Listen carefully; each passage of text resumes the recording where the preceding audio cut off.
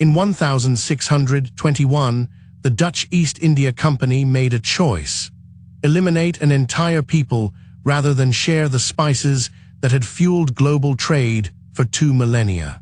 Within a generation, the Bandanese civilization vanished, and with it, the monopoly that had reshaped the world. For 2,000 years, the Banda Islands were the center of the world, not because of their size, but because of what grew there and nowhere else on Earth. The archipelago sits in eastern Indonesia, 9 small islands clustered in the Banda Sea. Nutmeg, mace, cloves. These weren't luxuries, they were currency. A pound of nutmeg cost as much as a sheep in 16th century London. A pound of cloves more. Arab traders had guarded the route to these islands for centuries, moving the spices through intermediaries along the Silk Road, keeping Europeans ignorant of their source. When Portuguese navigator Vasco da Gama reached India in 1498, European obsession with finding the Bandas directly intensified. By 1512, the Portuguese had arrived. By 1602, the Dutch East India Company, the VARC, had decided the Bandas would be theirs alone. What they found was not empty land waiting for development.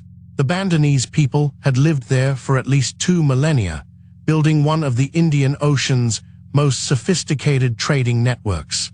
In 1600, perhaps 15,000 Bandanese lived across the islands, organized into autonomous village states, each controlling spice groves worth fortunes. They traded with Chinese merchants, Arab merchants, Indian merchants, everyone. They were wealthy. They were independent. They kept detailed records. They had names. The islands themselves were lush and impassably productive. Nutmeg trees grew so densely that early European accounts describe forests of them. The spices ripened continuously, not seasonally. One tree could produce 8 pounds of nutmeg annually for 100 years. The Bandanese had perfected harvesting, drying, and storage techniques refined across generations. They understood their monopoly. They understood their power. By 1620, the Dutch wanted that power for themselves, and they were willing to erase an entire civilization to get it. But first, they needed to understand what they were about to destroy. The Dutch arrived in the Bandas not as conquerors, but as merchants. In 1599, the first Dutch fleet dropped anchor off Neera Island with orders to map, negotiate, and exploit.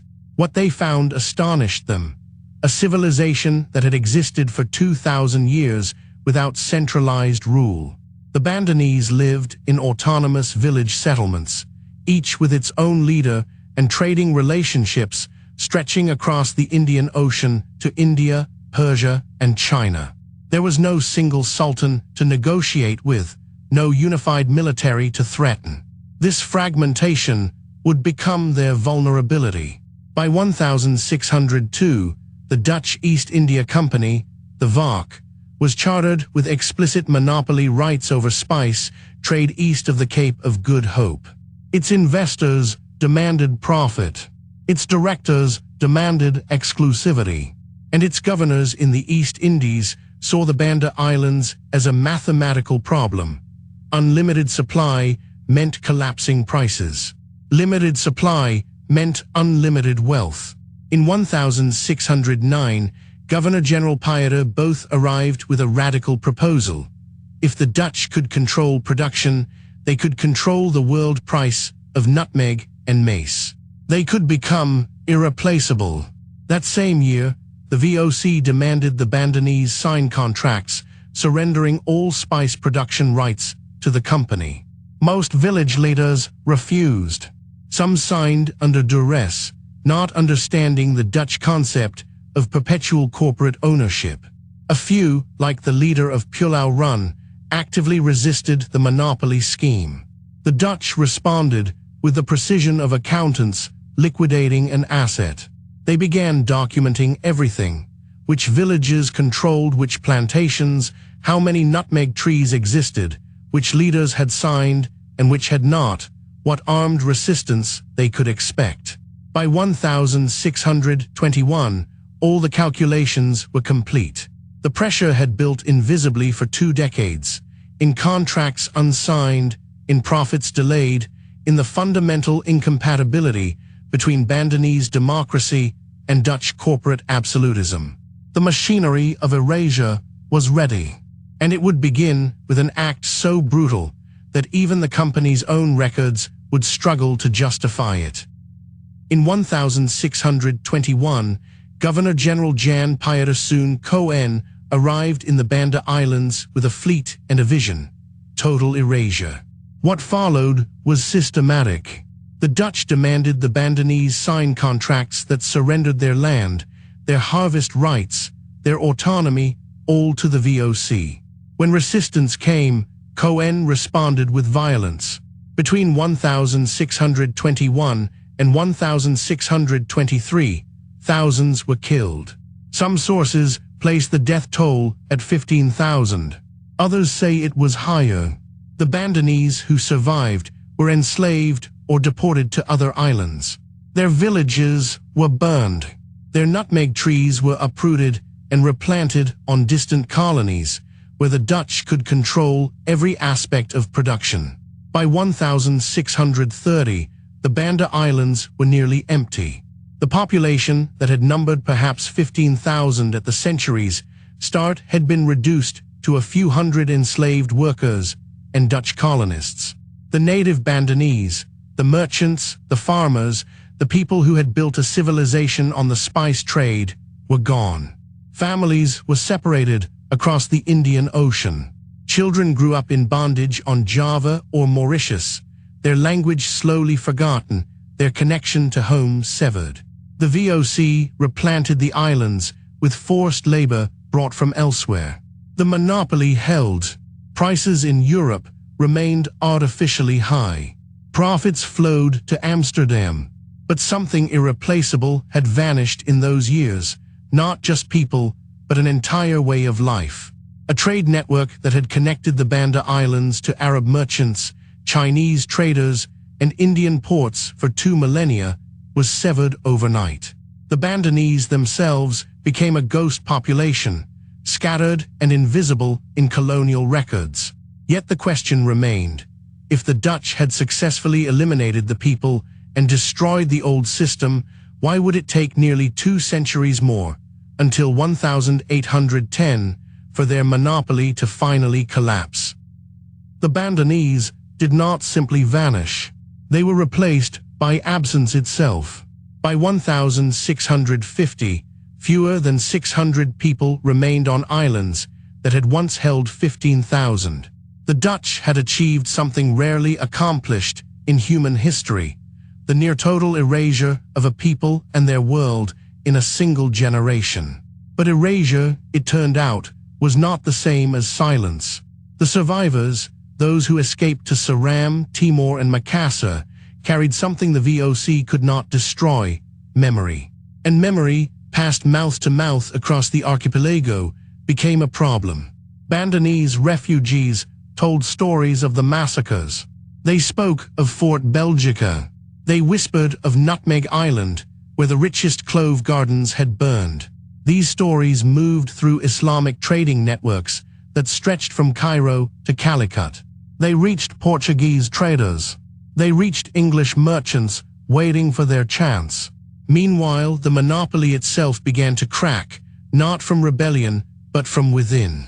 Between 1680 and 1750, the VOC faced a paradox. Maintaining artificial scarcity required constant pruning of trees, constant enforcement, constant military presence. The profit margins remained extraordinary, but the cost of control grew ruinous. Every suppressed uprising cost money. Every competing plantation discovered in Grenada, Mauritius, Penang cost more. By 1780, the Dutch still held the bandas, still controlled the harvest, still reaped enormous wealth. Yet they were no longer alone. And the Bandanese, though decimated, were no longer forgotten. Their absence had created something unexpected, a cautionary tale that would reshape how empires understood monopoly itself. Whispers of what had happened in those islands had reached London, and London was listening very carefully indeed. What remains of the Banda Islands today is largely absence. The islands themselves still exist in eastern Indonesia, but they are not what they were. Population figures tell the story starkly. In 1600, the Bandas held perhaps 15,000 native inhabitants. By 1650, after the Dutch massacres and forced deportations, fewer than 600 Bandanese people remained alive in their homeland. Most had been killed. Others were shipped to the Cape of Good Hope or the island of Batavia as enslaved laborers. Within a century, the Bandanese civilization, with its own language, its maritime networks, its 2,000-year history as the world's spice brokers, had been effectively erased. What we know about what was lost comes mainly from the archives of those who destroyed it. The Dutch East India Company kept meticulous records, merchants' ledgers, ship manifests, letters between governors. These documents, preserved in Jakarta and Amsterdam and The Hague, are the primary witnesses to the Bandanese past. We have almost no indigenous written records from the islands themselves. The knowledge keepers were gone. The oral traditions were silenced. What survives is filtered through the eyes of the people who profited from the elimination. The spice monopoly itself did not last. By the 1770s, competing colonial powers, the French, the British, had smuggled nutmeg and clove seedlings out of the Bandas and planted them elsewhere: Mauritius, the Caribbean, the Seychelles. Within 50 years, the artificial scarcity the Dutch had maintained through genocide became irrelevant. Spices became cheap again, mass-produced. The islands that had shaped centuries of global trade became a backwater. Today, the Bandas are a quiet tourist destination, known for their natural beauty and their haunting emptiness. But one question lingers, unanswered in the historical record. Did any Bandanese people survive in secret, hidden in remote settlements or neighboring islands? And if so, are their descendants still alive today? The Banda Islands remind us that history's greatest fortunes are built on forgotten graves. Another file is already open: the spice routes that replaced them and the empires they built instead. If you've reached the end of this story, you're ready for the archive.